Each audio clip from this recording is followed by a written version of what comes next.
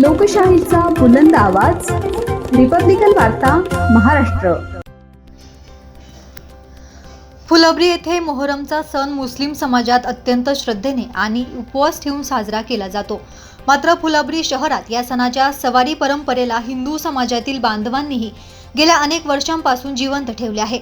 आजही शहरात हिंदू बांधव मोठ्या श्रद्धेने मोहरमच्या सवारी बसवतात, तर मुस्लिम समाजात या दिवशी उपवास ठेवून शहीदांची आठवण काढली जाते।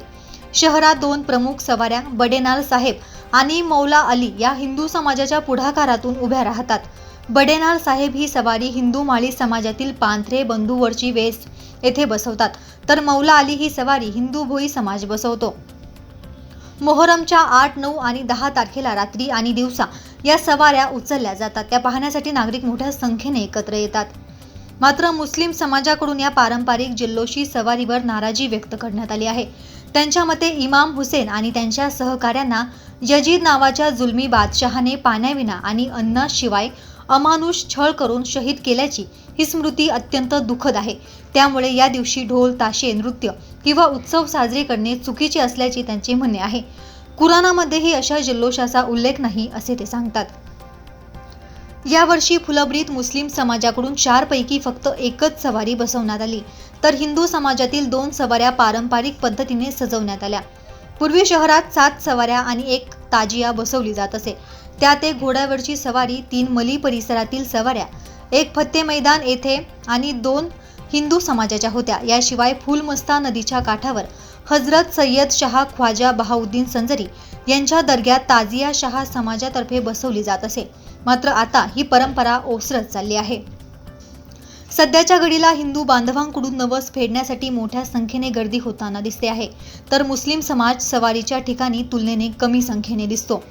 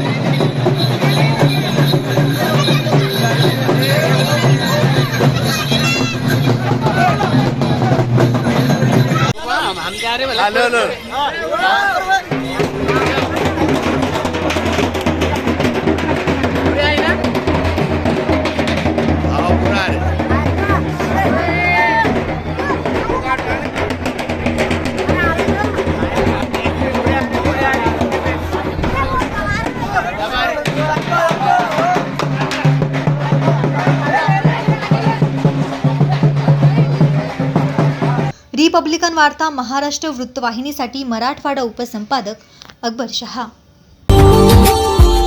Subscribe now and press the bell icon. Never miss an update.